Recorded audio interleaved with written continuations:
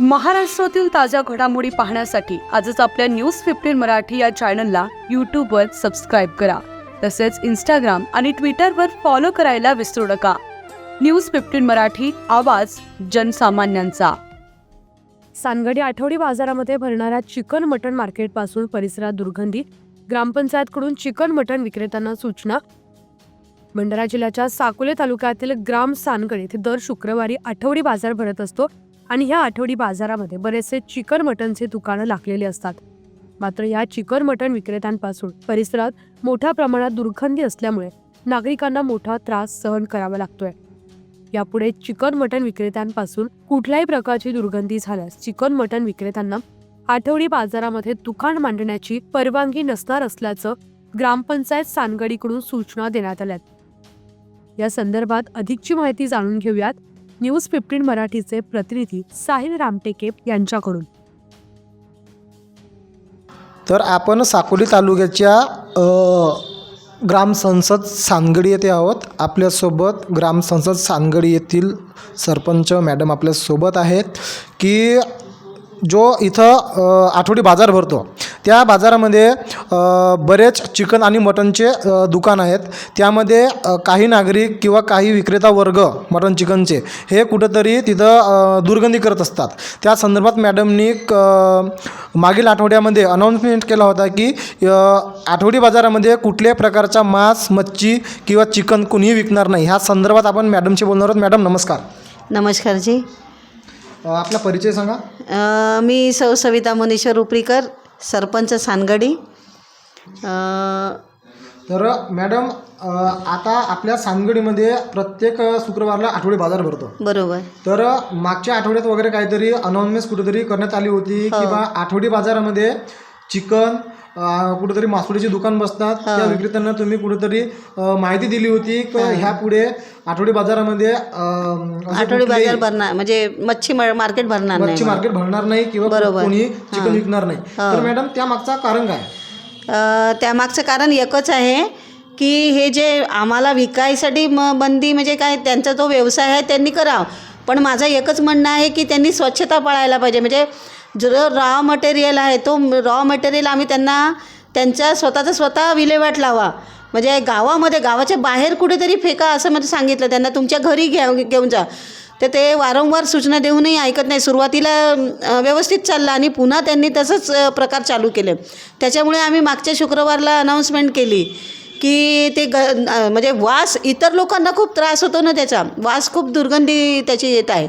आणि आपल्या जवळ तिथं किल्ला आहे जो की आपला पर्यटन स्थळ म्हणून घोषित झाला आहे.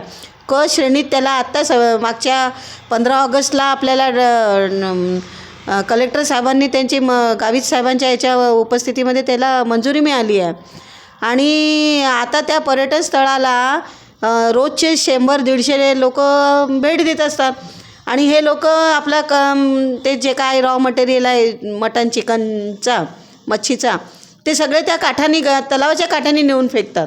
तर येणाऱ्या व्यक्तीला कुठली रोग म्हणा आरोग्याच्या दृष्टीनं ते हानिकारक आहे आणि दुर्गंधी पसरते. त्याच्यामुळे मी तो म्हणजे म्हटलं आहे की तुम्हाला विकायचं आहे चांगल्या रीतीने विका, अन्यथा तुम्ही आपल्या घरून ते मांस मटण मच्छी काय आहे ते विका, असं मी त्यांना म्हटलं आहे. तर मागच्या शुक्रवारला याची अंमलबजावणी म्हणजे शुक्रवारला झाली की त्यांनी मागच्या म्हणजे 15 दिवसाआधी आपण ते केलं होतं. तर आता ह्या शुक्रवारला किंवा मागच्या शुक्रवारला काही त्रास नाही झाला. आता या शुक्रवारला बघते आहे काय अजून प्रॉब्लेम आहे तर. पण ती सूचना थोडीशी म्हणजे 75% तरी त्यांनी अंमलात आणली आहे. फक्त जे छोटे छोटे जे व्यापारी असतात तर त्यांचा माल कमी असतो तर ते स्वतः घेऊन जातात. फक्त आम्हाला या मोठ्या लोकांचा म्हणजे व्यापाऱ्यांचा त्रास होतो. आणि स्वच्छता पहिली गोष्ट, माझं गाव मला स्वच्छ करायचं आहे. त्याच्यामुळे हे स्वच्छता राखणे आपलं पहिलं आद्य कर्तव्य आहे. आणि त्याच्यामुळे रोगराई जी आजूबाजूला रोगराई पसरते ती त्याच अशा कारणामुळे, असं आपलं मत आहे. तर मॅडम मला सांगा की जेव्हा तुम्ही तिथं त्यांना सांगितलं, त्यांना माहिती दिली आणि स्पीकरद्वारे त्यांना तो आवाहन केला, तर काय वाटते की त्यामागचा कारण म्हणजे असं असू शकते का की कुठंतरी तो किल्ला आहे, किल्ल्याच्या साईडला बरेच पर्यटक लोक म्हणजे भेट देतात आणि कुठंतरी हे लोक आठवडी बाजाराच्या दिवशी आपलं दुकान मांडतात आणि त्यानंतर कुठंतरी सायंकाळचे जेव्हा सर्व दुकानं बंद होतात, जेव्हा आठवडी बाजार संपतो, तर त्यावेळेस हे कुठंतरी आपला जो पसारा असते तो पसारा उतरून घेऊन जात नाही.